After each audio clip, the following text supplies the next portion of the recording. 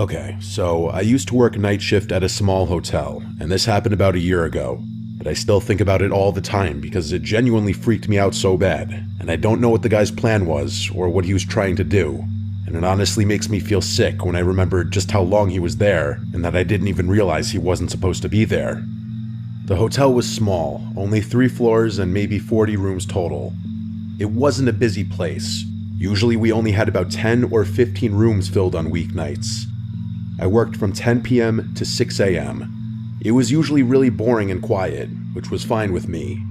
I would just sit behind the desk, do some paperwork, sometimes check the cameras, sometimes watch YouTube on my phone if it was really dead. The lobby wasn't big, just the desk and some couches off to the side with a TV, and then some vending machines in the corner. Behind the desk was a little office where I had a computer and a chair and a glass window so I could see the lobby while I sat in there. At night, the front doors locked automatically, so guests had to buzz in, and I would press a button to let them through. Usually nothing happened after midnight except the occasional guest coming in late.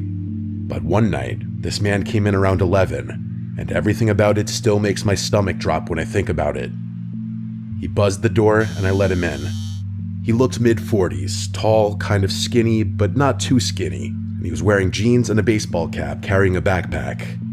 He walked up to the desk and asked if we had a room for the night. I told him yes and gave him the price, and he nodded and pulled out a card. I swiped it, it went through, and I gave him a key card for room 214 on the 2nd floor. I remember he looked at me for a second too long before he left. He had this kind of blank expression, and his eyes stayed on me for maybe 3 or 4 seconds after I handed him the key. Then he turned and walked off toward the elevator. Nothing about it screamed dangerous right away, but it was enough to make me notice him. After that, I sat back in the chair and played on my phone for a while. Around midnight, I looked up and he was back in the lobby. He didn't come to the desk, he just walked past me and sat down in the lounge area with the couches. The TV wasn't on, but he just sat down facing it. I figured maybe he couldn't sleep or something. Some guests hang out in the lobby sometimes, so I didn't think too much of it. But then after half an hour, I realized he was literally just sitting there doing nothing. He wasn't on his phone or reading. He wasn't even dozing off. He was just staring straight ahead at the blank screen. I got up at one point to grab water from the vending machine, and when I walked across the lobby, I felt him turn his head and watch me the whole way. I didn't look at him directly, but I could feel his eyes on me until I was back behind the desk. It gave me this really uneasy feeling. Around 1 a.m., I was checking the reservation system on the computer because I was bored, and that's when I noticed something weird. I pulled up the occupied room list and saw that room 214 said vacant. I mumbled what the f under my breath and double-checked, because I literally just checked this guy in an hour earlier. I thought maybe I made a mistake, so I looked at the check-in logs, and there was nothing for him. No name, no charge, nothing. Then I went into the transaction screen to make sure his card had gone through earlier, and it showed no payment. I remember feeling confused as hell, because I swore I swiped his card and it beeped like it worked, but there was nothing in the system at all. That's when I picked up the phone and called room 214. It rang like 10 times, but no answer.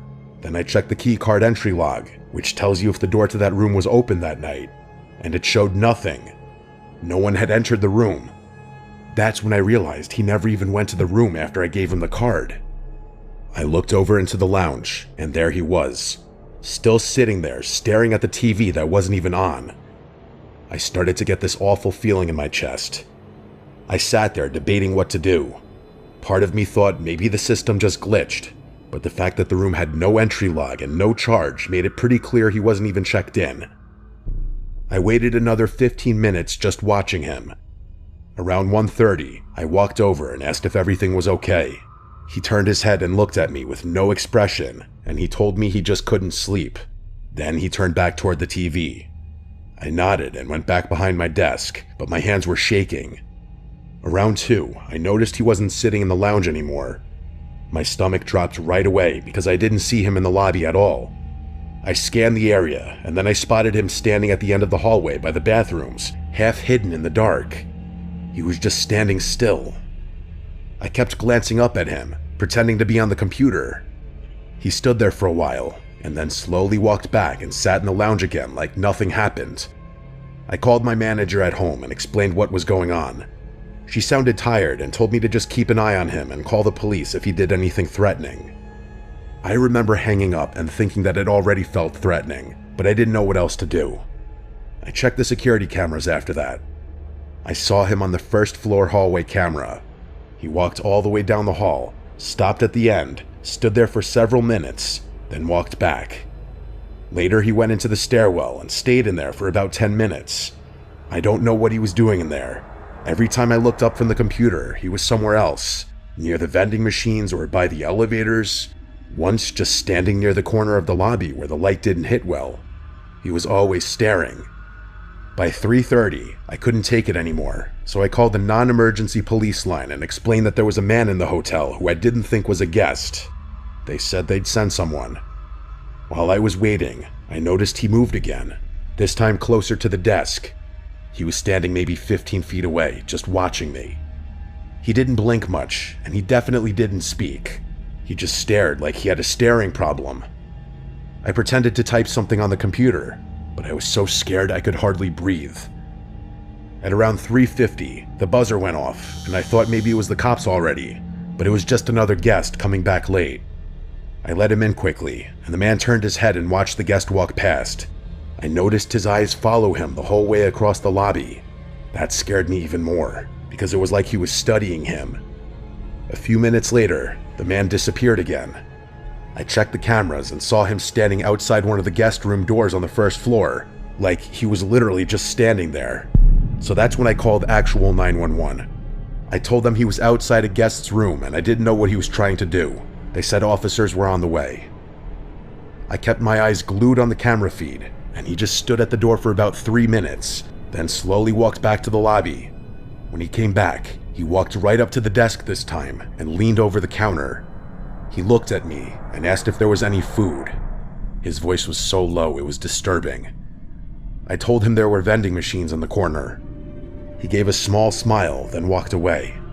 I just sat there staring at the clock, begging the cops to get there.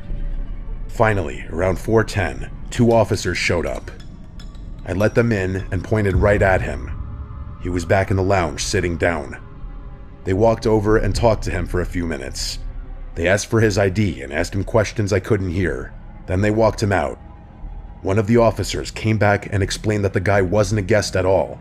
The credit card he gave me was stolen, and he had no bags or reservation. He had just been pretending so he could get access to the building. They charged him with trespassing and the stolen card. After they left, I sat there shaking until my shift was over. Every time I looked at the cameras, I expected to see him again. The part that messed me up the most was realizing he had been inside the hotel for hours, wandering around and standing outside guest rooms, watching me from different spots, and he was never even supposed to be there. I have no idea what his plan was, but I know it wasn't good. That was the scariest night of my life.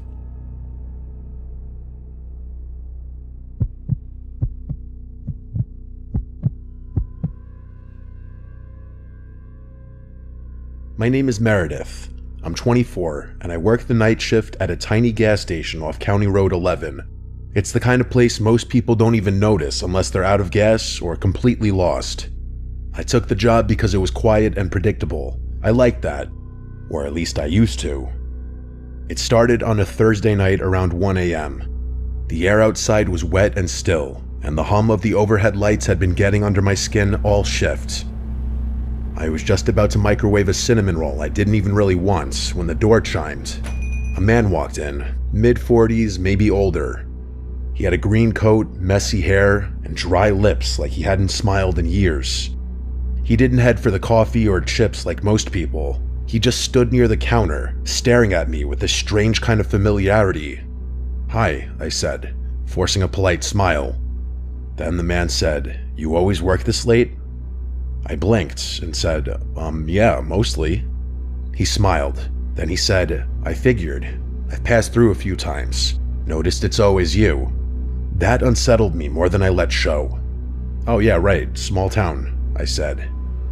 He didn't leave. "Meredith, right?" I froze. I wasn't wearing a name tag. I was about to ask him how he knew, but he followed it with saying that I have nice handwriting, and he motioned to the whiteboard where I had written cinnamon coffee is back. Most people dot their I's like circles. You use little slashes. It's very specific, thoughtful. I didn't respond. He didn't buy anything, just stood there for another minute watching me, like he was studying my reactions. Then he finally nodded. "I'm Paul," he said. "Just curious, that's all." And then he walked out into the fog. After that, he started showing up randomly. Not every night, not enough to scream stalker out loud, but often enough that I stopped assuming it was a coincidence. Sometimes he'd come inside, sometimes he'd just sit in his car near the edge of the lot with his headlights off. One night, I tried to ignore him. He came in, bought a bottle of water, and lingered like always. "You're quieter tonight," he said. "Long shift," I muttered. He slowly looked around the store, like he was taking inventory of everything. "It must get lonely, just you out here in the dark, no one else for miles," he said. "I'm fine," I replied. He leaned on the counter. "You ever get scared, being a woman alone at night?" His voice wasn't threatening, that's what made it worse. It was curious, like neutral, like he was asking about the weather. I stepped back, and I asked, "Do you need anything else?" He tilted his head. "You always keep the door to the back room locked. Smart. I noticed you check it around 2 a.m. almost every night." My stomach turned. I didn't answer. "I'll let you get back to it," he said, with a soft, almost apologetic smile. "Didn't mean to make you uncomfortable." Then he walked out again. After that night, I started walking to my car with my keys between my fingers. I kept a tire iron under the counter. I changed the curtains in my apartment, started showering with the bathroom door locked even when no one else was home. There were nights he didn't come. Sometimes I'd go a whole week without seeing him, but it didn't help. It actually made it worse, because I never knew when he'd reappear. Like the time I came back from my 10-minute break to find a Polaroid on the counter. It was me, refilling the windshield washer bin behind the station. It was taken from that night, close up, way too close. There was no note along with it, but the slash dot on the word I and the word windshield on the bin label had been circled in red ink. The next time he came in, I told him to leave. I told him if he stayed, I'd call the police. Paul just nodded. "I get it. I've been too forward." "You've been following me," I said, with my voice cracking, and I hated that it did. "I just think you're the kind of person who's used to being misunderstood. I thought maybe you'd appreciate someone who pays attention," he said. "That's not paying attention, that's obsession," I replied. He didn't flinch. Would it be easier if I wore a smile and brought a soda every night? Would I be more normal if I just talked about sports and pretended I didn't notice the way your shoes are always a half size too big, or how your left eyelid twitches when you're tired? By this point, I was already dialing 911. He didn't stop me. The police came quickly, and he didn't resist. He just stood there, arms at his sides, waiting. They searched his car and found a notepad filled with dates and times. It was my schedule. Notes about my walk, my clothes, my groceries. One page just had my name written over and over again in tighter and tighter loops until it turned into scribbles. He kept telling the cops the same thing. "I just noticed things. I'm just a curious guy." The restraining order went through that week. Now I don't work nights anymore. I don't even live in the same town. The company transferred me to another station 2 hours away. But even now, when I drive home and see headlights behind me for too long, I feel the back of my neck tingle. And sometimes, I still think about the way he said my name, like he already knew what it would sound like in his mouth, like he'd been practicing it.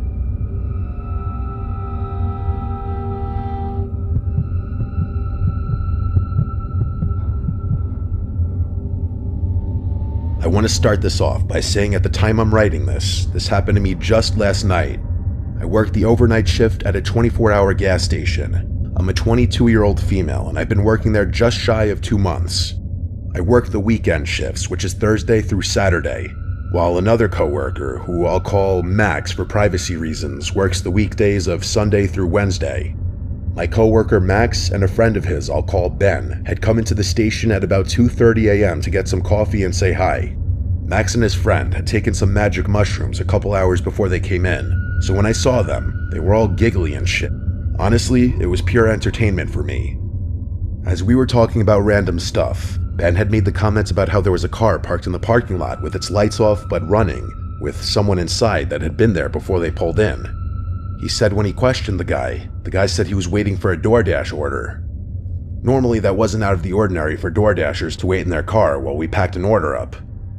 What was odd was I hadn't received an order in almost 2 hours. I spent most of the night in the back of the store cleaning, away from the tills and the front doors, so I couldn't even see the parking lot. We waved it off as nothing, and the two guys went outside to smoke a cigar and play with Max's dog, who they brought along. At first, I didn't think much of it, but once I was alone, I thought it was a little weird considering I didn't know how long they'd been out there before my coworker came in. Fast forward about an hour, and they came back in to get more coffee. It was at that point Max told me more about how the car had been out there parked in a spot that even when I went to the register, I couldn't see it due to the wall. He told me that the entire hour they were out there playing with his dog and smoking in the parking lot, the man in the car had switched between watching them and looking like he was texting someone on his phone. When Ben had noticed this, in his high-as-hell state, he walked over to the car and asked, "What's up? Why are you looking at us?" At that point, the man had tried to pretend he didn't speak any English. When that didn't work, he switched to English and started saying he must have had the wrong address before hightailing it out of the parking lot. He was definitely higher than Max at that point, but what made it really creepy was Max said that the car looked brand new and had no license plate. He also noticed there was a pile of blankets in the back, enough to hide someone under. And when the man was confronted, another car had just pulled into the lot with its lights off, a car that also looked brand new and had no license plates. And as soon as the first car had started driving away, the car that had just pulled in immediately followed them out. Max had stayed another 15 minutes before they headed out and told me to be careful and to keep an eye out. At about 6 a.m., he came back in for more coffee, and he was definitely sober, so we talked more about it. He said the guy was acting super suspicious the entire time they were out there, constantly checking his phone and watching them along with the entrance to the parking lot and the doors to the store. Even he admitted that he was freaked out, and once he came down from his high, he wanted to check on me to make sure I was all right. We both decided that had they not been there, this whole scenario could have gone one of several ways. I don't know if it was a pure coincidence, or if those two cars were planning on doing something to me as soon as Max and Ben had left and I was alone. I may carry a knife on my person for protection, but my gut tells me that from what they described, that if there were multiple people, it might not have been any good, and if they hadn't been there just playing like kids in the parking lot, something terrible just might have happened to me. I work again tonight, and I'll update if anything happens during my shift. I really wish I didn't have an update for you, but I do. The car came back again during my shift. This is how it happened. It was about 3 a.m., and I was mopping the floors when 4 guys came in to get coffee and some snacks. I was ringing them up when one of them asked if I knew anything about the car that was at the far end of the parking lot, running with its lights off. I looked at the man and asked, "What car?" He then went on to tell me there was what looked like a brand new Subaru with no license plates running with what looked like 2 guys arguing in the front seats. I could feel my heart drop into my stomach when he said this. I told the group that a car with that same description had been sitting in the parking lot the night before, but there was only one guy in it, who I assumed to be the leader of this group, told me as they were pumping gas, they noticed the car as it had been there when they pulled in, and how it just sat there as they filled up their truck. He told me as they were walking to the doors, they passed the car, since they were at the pump farthest from the doors. He said that as they passed, they could hear a guy not quite yelling, but talking pretty loud and pointing towards the doors of the store. As they passed, one of the guys started to walk towards the car to ask if everything was okay. When the guys in the car finally noticed them, they proceeded to put the car in reverse and drive away. I told them that I believed that was the same car from the night before that had been acting suspicious when there were others in the parking lot, and when confronted, he seemed panicked before leaving with another car following him out. They seemed alarmed and offered to stay with me for a bit to make sure they didn't come back. I asked if they were sure, and when they told me it was no problem, they hung around for about 20 minutes before we all decided I was probably in the clear. I thanked them again and let them top off their coffee for free before they headed out, and I was left alone. Nothing else happened the rest of my shift, but I sure as hell kept an eye out when I eventually had to go outside to change the trash at the gas pumps. What's scariest to me is not once did I see this car, but had multiple people warn me about it. At first, I was hoping I was just paranoid and it was really nothing, but to have the same car come 2 nights in a row at almost the same time and park in a spot that couldn't be seen from the register or the front windows makes me wonder if my paranoia is justified. If it is, I'm just glad I had another group of people show up so I wasn't alone if those guys in the car had decided to come in.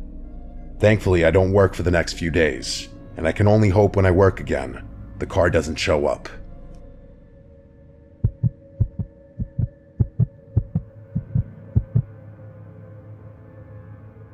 My name is Daniel. I'm 29, and I work the overnight shift at a small rural motel. It's not a chain, just a family-owned place with 2 floors and maybe 25 rooms in total. I usually work from 10 p.m. to 6 a.m. The motel doesn't get much traffic at night, maybe a couple check-ins after midnight if someone is traveling through, but most of the time it's dead quiet.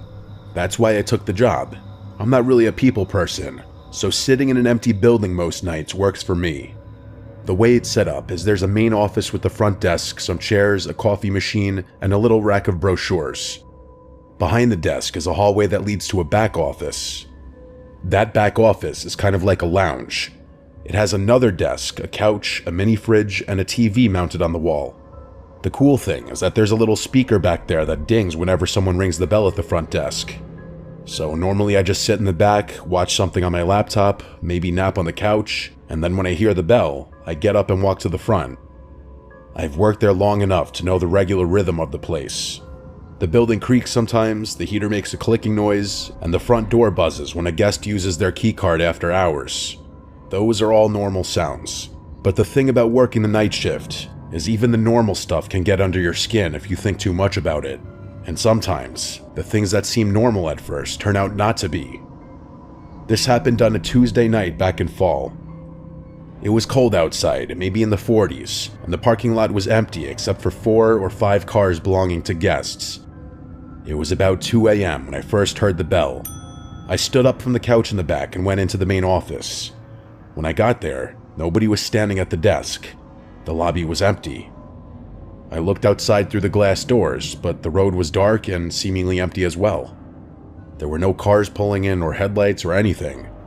I thought maybe I had imagined it, but the bell is loud and clear, so I knew I hadn't. I stood there for a minute, waiting to see if anyone came in late, but no one did. So I went back to the lounge. I sat on the couch, pulled out my phone, and scrolled for a while. Not even 10 minutes later, the bell rang again. I jumped up and walked quickly into the main office, but once again it was empty. The hair on the back of my neck stood up this time. I went to the doors and stepped outside. The parking lot looked the same as before. The cars were all parked with their lights off and there was no movement anywhere. The road was completely empty too. I walked to the edge of the sidewalk and looked both ways, but there wasn't a single sign of life out there. I went back inside and sat behind the front desk this time instead of going to the back. I figured maybe some drunk person was messing with me, a ding-dong ditch of sorts. Maybe a guest's kid thought it was funny, but after sitting there for 15 minutes with nothing happening, I started to relax again. I leaned back in the chair, opened my laptop, and figured it was just one of those weird things I'd laugh about later. Then the bell rang again. I snapped my head up so fast that it hurt. The lobby was still empty, nobody in sight. My skin started to crawl. I stood up and walked around the front desk to make sure nobody was hiding, but there was no one. I checked the bathrooms of the lobby. I even stepped outside again, nothing. I walked the lot a little, shining my phone flashlight, but it was just dead quiet. I went back inside, and that's when I decided to try something different. Instead of going back to the lounge, I sat down in